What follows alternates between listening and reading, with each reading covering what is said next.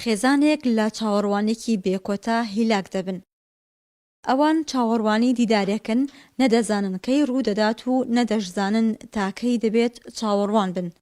کامیل عەبدولقادر بەرکەوتەی چەکی کیمیایی بۆ چارەسەر لە وڵاتی ئەڵمانیایە. هاوژین و منداڵەکانی لە هەڵەبجەن و نازانن کەی دووری نێوانیان کۆتایی دێت و بە یەک شاد دەبنەوە. نزیکەی 3 ساڵ و نیوە مامۆستا کامیل سەفەری کردووە بە ئەڵمانیا، یعنی پێشەوەی نیشتەگەریەکە بکاو یاخود ئێستش کە کراوە هەر لە چاوەڕوانی ئێمەدایە.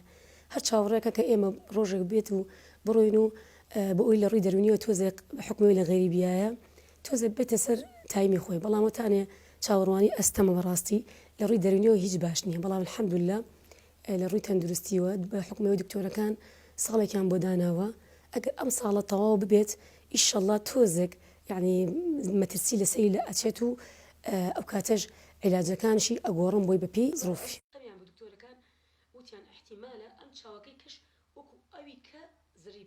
تەنهایی و بێنەوایی کامیل عەبدولقادر لە وڵاتی ئەڵمانیا خراپی ڕەوشی تەندروستی کاریگەری خراپی لەسەر دەرونی هاوژین و منداڵەکانی دروست کردووە. ئەوان دەڵێن لە چەندین دەرگایان داوە تا بتوانن بچن لەگەڵ مامۆستا کامیل بژین، بەڵام هەوڵەکانیان بێسوود بووە و تا ئێستاش لە چاوەڕوانیدا ماونەتەوە.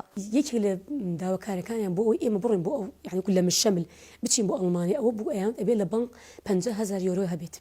ئێمەش لەبەر ئەوەی ئەو خانەکە گرتومانە بکرێ ماڵی 2 ملیۆنی خۆمانەکە، یعنی نزیکەی بۆ ساڵک 2 دەفتەر بەس کرێ خانومان داوە. طبعا ئێمە ئەو ڕاستی بێ لە توانامان نەبوو ئێوە بە حکوومەت کە داواکاریەکەمان کرد هات نەهانەوەمان ئێستا شار ئامادە دەستخۆشیان لێکم بشک و ئامادەم بۆ لە مەودووە. ئەو ڕاستی بێت ئێمە ئەگەر حکوومەتی ئەڵمانیا بە حکومەوەی کە مامۆستا کامل مافی پەنابەری نییە، لجوئی نییە، منع تەرحیلی ئێستا حالیەن وەکو نەخۆشێک ناتوانێت بەجێ بێڵێت، بەڵام ڕۆشتنی ئێمە بۆ ئێوێ بە حکومەوەی ئەڵمانیا ئەڵێ ئێمە حکوومەتی ئەڵمان ئێمە خەرجی ئێوە نادەین کە ئامادە لەبن بۆ خەرجی سەرفکردن بۆ ئێمە ئەبێ لەسەر خەرجی خۆمان بێت. لەوێش ژیان قورسە کە من مناڵەکانم وردن ناتوانین ئیشکەم مامۆستاکانی خۆی نەخۆشە پێویستەکەم بۆ ڕافقی لە پاڵیا بێت.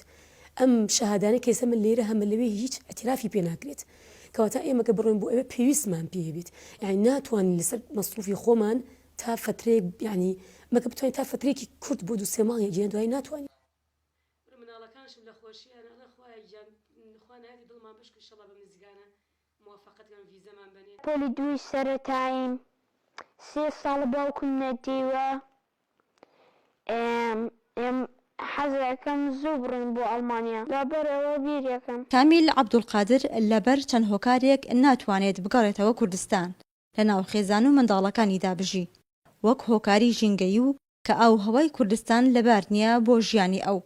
لە هەمان کاتدا پزیشکەکانی پێیان گوتووە دەبێت لە ژێر چاودێری وردی پزیشکی دابێت. لەلایەکی دیکەشەوە زۆری تێچووی دەرمان و پێداویستیە پزیشکەکان دەبێت ڕێگریەکی دیکە لە گەڕانەوەی بۆ کوردستان.